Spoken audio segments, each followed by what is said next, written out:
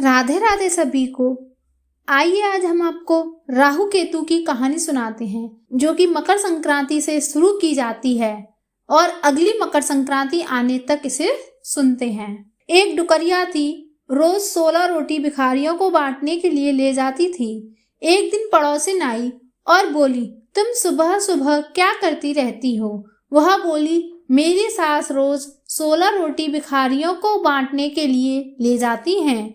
पड़ोसिन बोली, ऐसे तू कहाँ तक रोटी बनाएगी? ऐसे तो तेरा सारा अनाज खत्म हो जाएगा।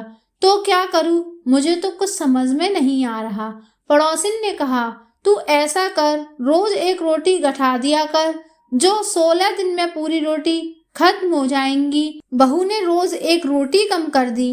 15 दिन में पूरी रोटी खत्म हो गई। सास ने कुछ नहीं कहा। जब एक भी रोटी नहीं बनी तो सास गंगा नहाने नहीं गई और न रोटी बांटने गई। बेटे ने पूछा, माँ आज रोटी बांटने नहीं गई? तब माँ ने कहा, क्या करूँ बेटा, तेरी बहू ने रोटी नहीं बनाई, मैं इसीलिए नहीं गई।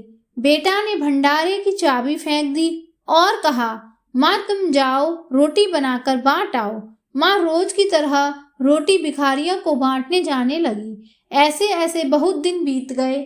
अब अम्मा का अंत समय आ गया और अम्मा भगवान के पास पहुंची।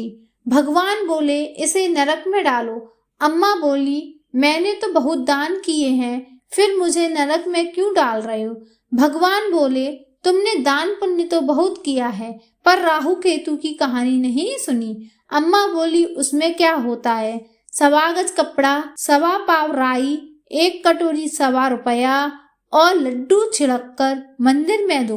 अम्मा बोली, भगवान 1 साल की मोहलत दे दो, मैं राहु केतु की कहानी सुनाऊंगी। भगवान ने 1 साल की मोहलत दे दी। अम्मा नीचे आ गई। सबने कहा, अम्मा आ गई, अम्मा आ गई।